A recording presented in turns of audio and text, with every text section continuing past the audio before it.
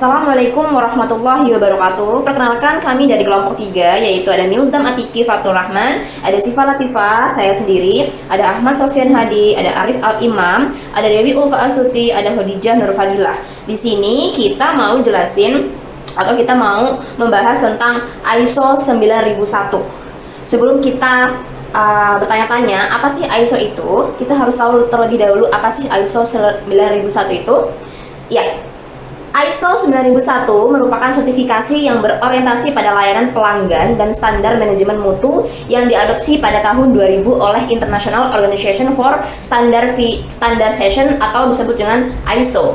Menurut standar ini, sebuah organisasi harus menunjukkan kemampuan untuk memenuhi atau melampaui kepuasan pelanggan dalam hal fungsi produk, kualitas, dan kinerja. Demikian pula, organisasi tersebut juga harus selalu menerapkan peraturan atau standar industri dan praktik terbaik mengenai proses produksi dan hasilnya. Ini menurut isindonesiacenter.com.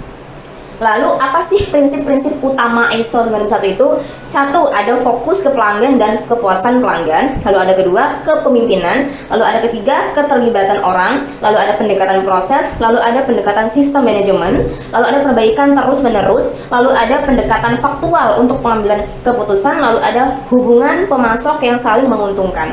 Sebelum kalian paham nih apa sih ISO, mungkin dari tadi kita belum paham apa sih ISO itu. Kan ISO tadi merupakan sertifikasi berorientasi pada layanan pelanggan atau standar manajemen, ya kan? Nah, kenapa dikatakan ISO? Apa sih? Gitu kan?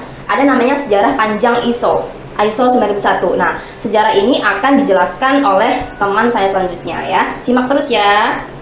Baik, perkenalkan, nama saya Milzam Atiki Fatur Rahman. Saya akan melanjutkan penjelasan dari teman saya sebelumnya, yaitu Sifa Latifah, dengan sejarah panjang ISO 9001. International Organization for Standardization atau biasa dikenal dengan ISO 9001. Sudah mengalami 4 kali upgrade, yaitu 2 kali mengalami perubahan minor di tahun 1994 sampai dengan 2008 dan 2 kali mengalami perubahan major di pada tahun 2000 sampai dengan 2015. Nah, pada tahun 1987 pertama kali ISO diterbitkan. Ini belum begitu dikenal di Indonesia. Kemudian pada tahun 1994 ISO 9001 dikenal di Indonesia dan diterapkan di Indonesia. Ada beberapa perusahaan atau organisasi yang menerapkannya.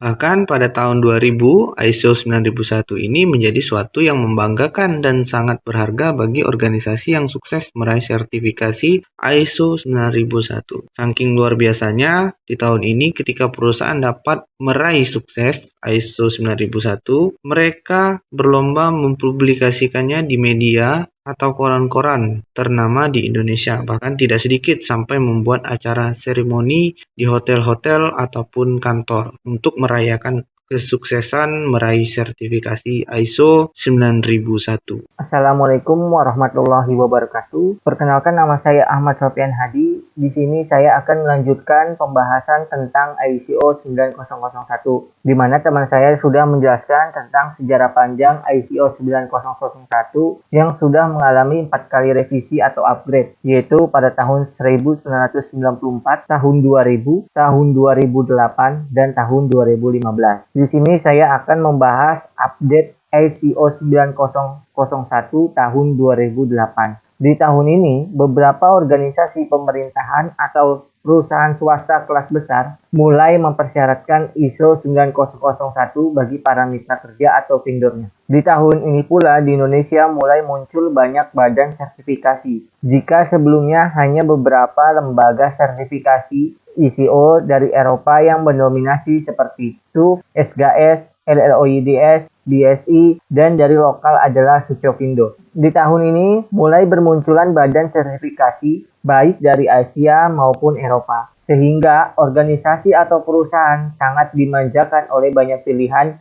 badan sertifikasi. Selanjutnya, teman saya akan membahas tentang UMKM mulai menerapkan sistem manajemen mutu ISO 9001 tahun 2015.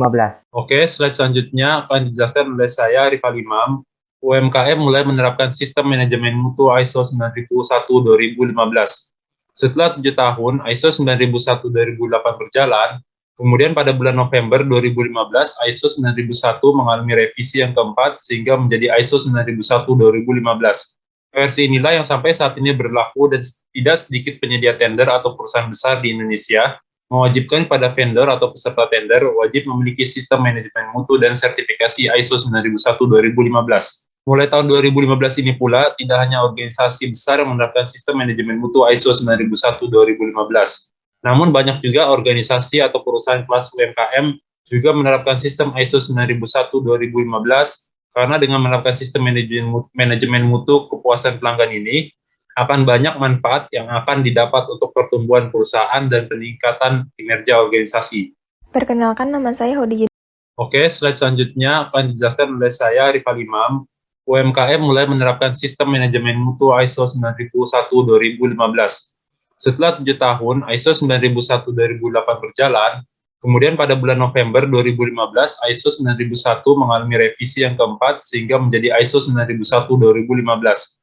Versi inilah yang sampai saat ini berlaku dan tidak sedikit penyedia tender atau perusahaan besar di Indonesia mewajibkan pada vendor atau peserta tender wajib memiliki sistem manajemen mutu dan sertifikasi ISO 9001-2015. Mulai tahun 2015 ini pula, tidak hanya organisasi besar yang menerapkan sistem manajemen mutu ISO 9001-2015, namun banyak juga organisasi atau perusahaan kelas UMKM juga menerapkan sistem ISO 9001-2015, karena dengan menerapkan sistem manajemen mutu kepuasan pelanggan ini, akan banyak manfaat yang akan didapat untuk pertumbuhan perusahaan dan peningkatan kinerja organisasi. Untuk selanjutnya, saya akan menjelaskan mengenai pentingnya memiliki sertifikat ISO 9001. Yang pertama yaitu menjamin kualitas dan mutu. Sertifikat ISO 9001 akan menilai kualitas serta mutu yang diberikan oleh perusahaan. Sehingga bagi pelanggan yang menjalin kerjasama dengan perusahaan yang menerapkan ISO 9001 akan memperoleh jaminan mutu dan kualitas yang terus diperbaiki. Sertifikat ISO 9001 akan terus diperbaiki dan dinilai secara berkesinambungan, sehingga konsumen akan memperoleh pelayanan yang sudah ditingkatkan. Yang kedua yaitu meningkatkan kepercayaan pelanggan akan perusahaan. Kepercayaan yang diberikan oleh konsumen terhadap perusahaan yang telah menerapkan ISO 9001 pada badan usahanya tentu akan meningkat. Pasalnya, ISO 9001 memberikan jaminan bahwa perusahaan tersebut telah memiliki sistem manajemen kualitas dan mutu yang sesuai dengan standar yang telah diakui secara internasional. Oleh karenanya, perusahaan besar umumnya hanya mau bekerja sama dengan perusahaan yang telah memiliki standar ISO 9001. Yang ketiga yaitu menjamin kepuasan pelanggan. Salah satu tujuan utama standar ISO 9001 adalah untuk memberikan pelanggan kepuasan yang mereka inginkan. Dengan menerapkan sistem manajemen dan penanganan mutu yang berstandar internasional, perusahaan dipastikan mampu menghilangkan hambatan manajemen yang tidak perlu. Hambatan manajemen ini terkadang dapat mempengaruhi kinerja perusahaan secara keseluruhan. Yang terakhir yaitu sistem yang terdokumentasi. Dokumentasi setiap proses pekerjaan merupakan salah satu ciri dari perusahaan yang telah maju dan berkembang. Sertifikat ISO 9001 akan menilai apakah dokumentasi yang dilakukan perusahaan telah sesuai dengan standar yang ditetapkan. Hal ini berbeda dengan perusahaan yang belum menerapkan ISO 9001 yang pada umumnya akan sembrono terhadap file pekerjaan dan tidak terdokumentasi dengan baik. Demikian penjelasan saya mengenai pentingnya memiliki sertifikat ISO 9001. Untuk selanjutnya akan dijelaskan oleh teman saya Khadijah Nur Fadilah. Terima kasih. Perkenalkan, nama saya Khadijah Nur Fadilah. Di sini saya akan melanjutkan presentasi teman saya yaitu tentang ISO 9001. 1. Biaya ISO 9001. Tidak ada biaya sertifikasi ISO 9001 yang spesifik karena proses tergantung pada berbagai faktor, khusus untuk masing-masing organisasi, termasuk 1. Sektor industri, 2. Jumlah set atau cabang, 3. Omset tahunan perusahaan, 4. Jumlah pekerja, 5. Akreditasi yang dibutuhkan. 2. Manfaat ISO 9001. 1. Jaminan kualitas terhadap mutu produk atau barang ataupun jasa yang dihasilkan. 2. Meningkatkan kepercayaan pelanggan atau mitra kerja atau stakeholder. 3. Sistem manajemen terbakukan. 4. Bisnis proses atau aliran proses terkendali dan termonitoring. 5. Meningkatkan kinerja perusahaan atau organisasi. 6. Terpenuhinya persyaratan pelanggan terutama persyaratan tender. 7. Alat ukur kinerja organisasi atau perusahaan. 8. Arah tujuan organisasi terukur dan terarah. 9. Adanya connectual improvement atau perbaikan berkesinambungan.